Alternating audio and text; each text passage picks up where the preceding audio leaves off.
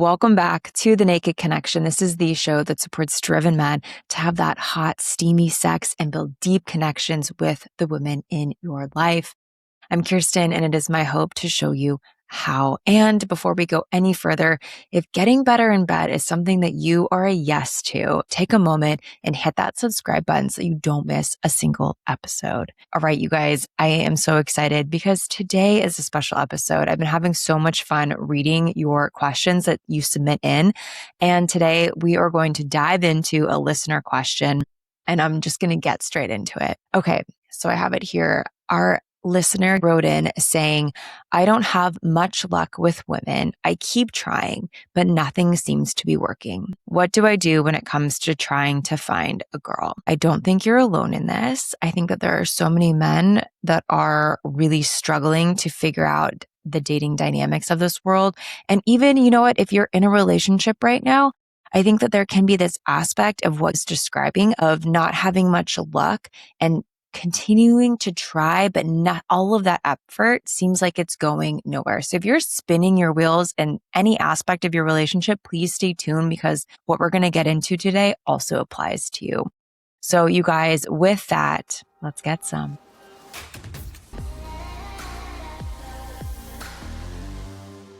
So two things really jumped out at me with question. Actually, two words. One being the word luck, and the other word being trying. So let's start with luck. Attraction isn't lucky. It's not. Luck implies that it's random. Like the way I'm just not getting lucky with women. They're not just landing in my lap. And some men just happen to be in the right place at the right time and the woman just falls for them. While other men are unlucky. And that's just not what's happening. That's not what happens out in the world. Attraction is a response. It's something that gets generated in an interaction, and which means that it can actually be really understood. It can be developed, and it is absolutely not out of your control. I think sometimes people put the word luck out there and it's almost like, hey, I have no capacity to change things, to control things, when in fact, you very much do. Now, I like to think of luck as when preparation and opportunity collide. If you've ever heard that definition before, it really sticks with me because it feels super true. If luck is when preparation and opportunity collide, then that would mean that being unlucky is that you aren't prepared and you aren't putting yourself into opportune spaces and places, which we are going to get into in a moment of actually how to become the lucky man. Become a man who is prepared and a man who has opportunity available to him where those two intersect and collide into each other. Now for the word try.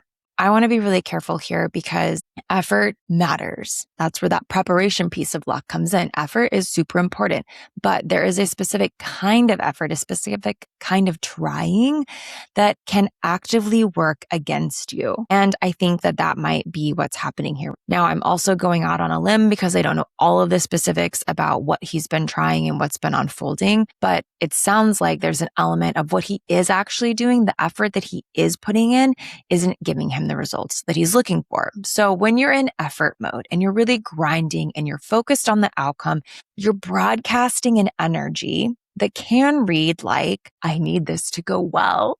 I need you to say yes. I need to land this date. I need to get your number. I need you to like me. And this can be like where your sense of okayness is riding on another person's response. And a person who needs isn't the person, unfortunately, who feeds in the dating market. And I hate to say that, but it's super true. So the energy, that subtle neediness, even when you're trying to hide it, is one of the most reliable attraction killers that can exist. And we're not here to talk about playing games. And this is true not because women are necessarily cruel, but because attraction is fundamentally wired towards ease and presence, not desperation and effort. So the men who seem to attract effortlessly, who seem lucky, aren't trying less. They're operating from a different internal place.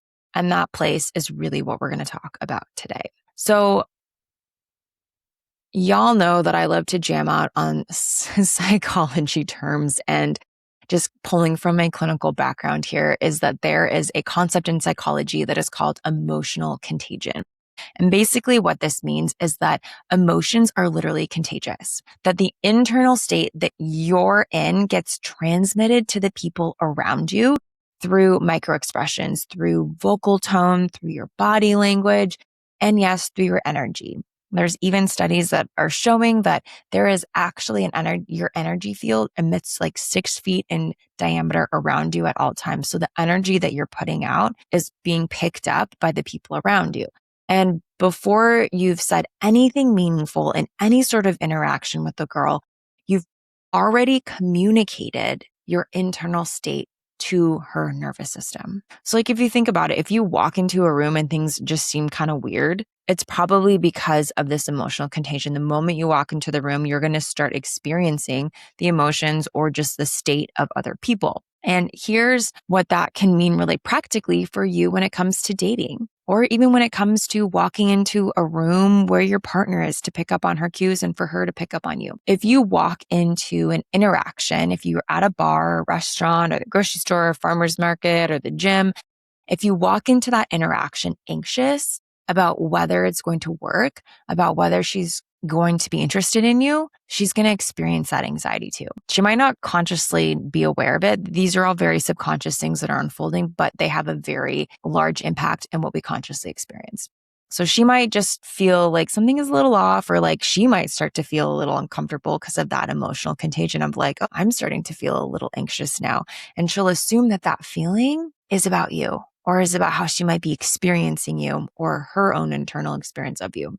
Or maybe you walk into a room carrying the belief that I'm not lucky, no one wants me. Well, the more that you carry that into an experience with you, the more that you're going to ultimately fulfill that prophecy and unfortunately strike out regardless of how awesome you are. So if you are to take that kind of idea and actually be able to put it on the contrast, right? If we contrast that with a man who walks into the same space, the same gym machine, the same stand at the farmer's market. And if he walks into that space and it's a beautiful woman there and he is genuinely unattached to the outcome, he's like, I'm here for the bread. I'm here for the carrots, the farmer's market. But if he's there, not attached to the outcome of how the woman is going to receive him, it's going to have a very different experience. Not because he doesn't care, right? But because his sense of self doesn't live or die on her response. And that is the man that is going to feel safe to be around. That is the man whose energy is going to say, hey, honey, I'm good either way. And I'm curious about you. Who are you? You look nice over there holding that head of lettuce. So using emotional contagion to your advantage, and the internal state really comes first, and everything else, what you say, how you say it, the confidence that she senses, that is downstream of your internal state. So the real question isn't necessarily, what are you doing wrong? It's, what are you bringing into the room? So if you're sitting here wondering like, holy shit, why can I never get a girl? Or why can I never get a girl to sleep with me? Or why can I never get past the third date? Instead of asking yourself, what am I doing wrong?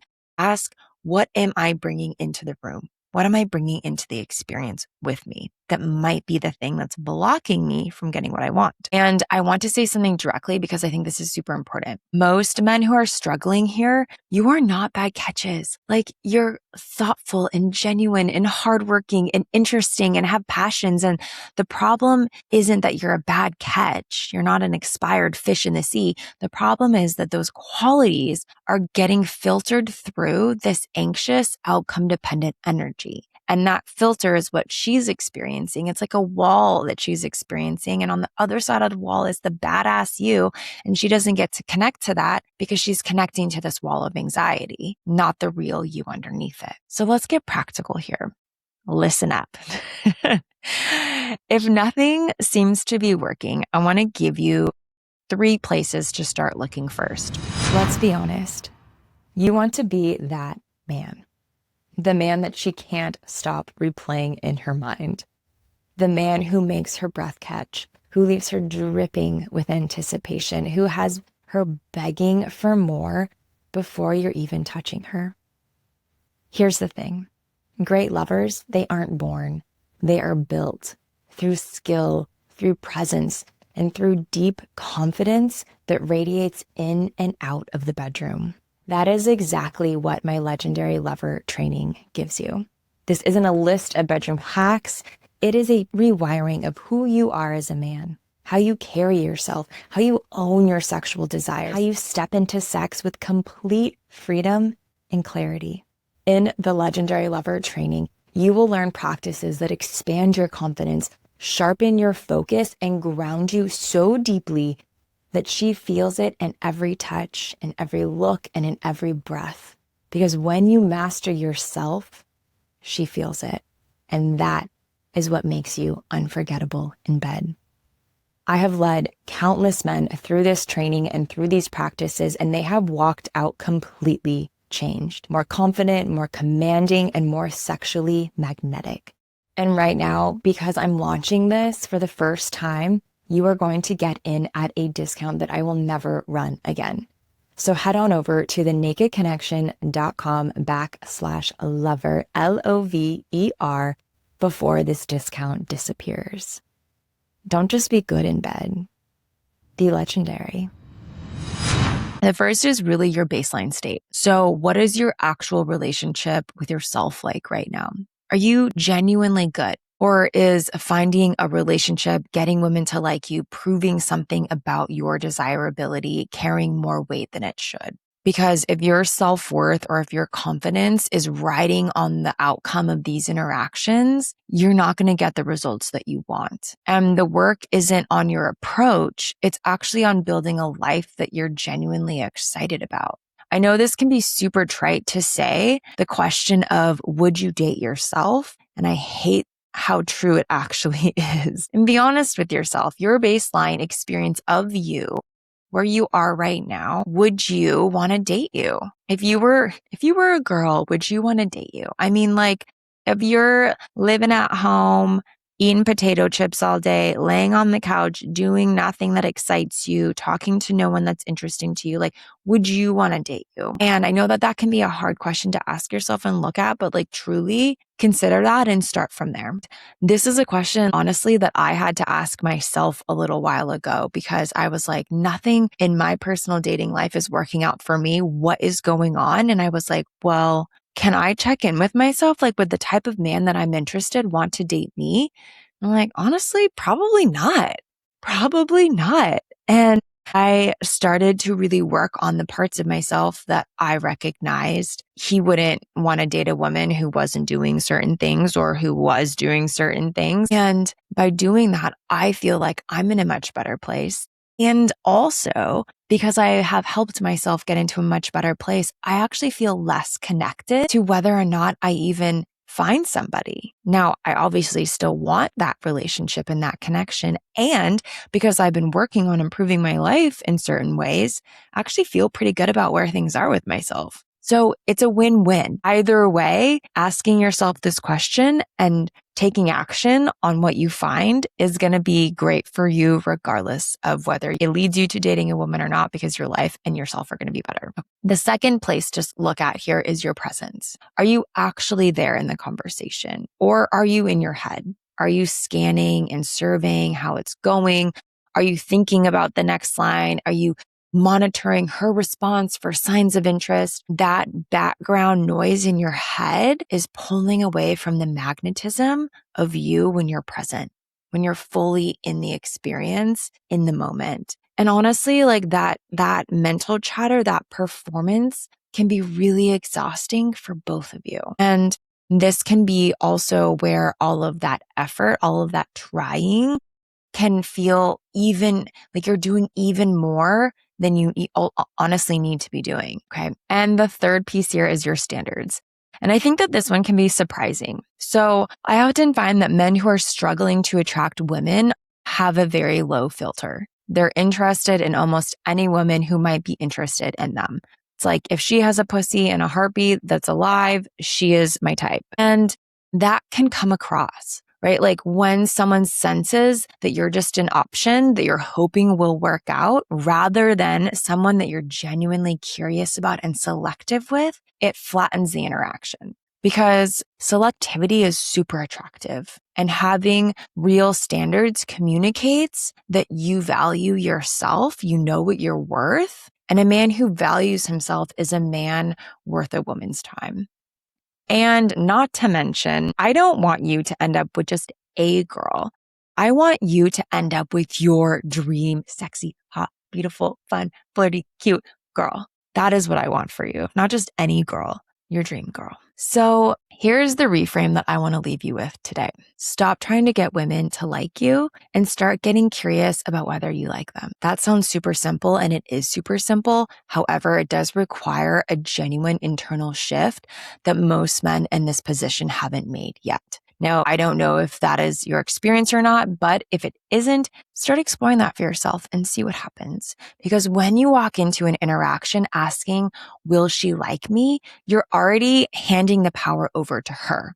And her response is going to determine how your night goes. You're waiting to find out if it's going to be okay, if you're going to be okay. But when you walk in asking if she is someone that you're genuinely interested in, the dynamic totally shifts because you get to be present, you get to be curious, you get to evaluate as well as be evaluated. And that sense of kind of mutual discovery as opposed to that one-sided audition is really where real attraction gets to live. And I think that it takes the pressure off entirely because you're not trying to win anything. You're just finding out if this person is worth your time. And sometimes she will be, and sometimes she won't be. But either way, you're going to be okay in that experience. And that's not being cold. That's not playing games. That's like really having self-respect for you. And self-respect is one of the most sexy things that a man can walk into a room with. So here is what I would say directly to you. This is for you and to anyone else sitting in this question right now. You are not unlucky. And the answer isn't to try harder at what you're doing. The answer is actually to stop trying to get something and start showing up as someone who is genuinely present, genuinely curious, genuinely like okay with who you are, not performing who you are, but actually okay with who you are. Someone with standards who isn't afraid to use them. That shift, the shift that we're talking about here, it might not happen overnight, and it often doesn't. So I want to be honest about that. But it starts with that one hard question of what am I actually bringing into the room right now? And if you're not sure on the answer yet, that's your work to figure that out. Okay. Thank you so much for writing in. You guys, please submit your questions. I read all of them and want to answer more of them here on the show. I want to connect more directly with you guys. And knowing what it is that you're wanting help with and what questions you're stumped with really helps me know how to guide and direct what we look at and what we explore. So if you have a question that you want answered totally anonymously, head on over to thenakedconnection.com/question and submit it there. If this episode hit for you, please share it with a friend, share it with a homie in your life who needs to hear it too. And until next time, let's get some. Thank you so much for tuning in to this episode of The Naked Connection. Be sure to subscribe so you don't miss another episode. Trust me on this, your sex life and that special someone in your life will thank you for it. And if you really love the show, please take a moment and leave a 5-star review or a written review and let me know what you think. It would mean so much to me and this show. Until next time, happy connecting.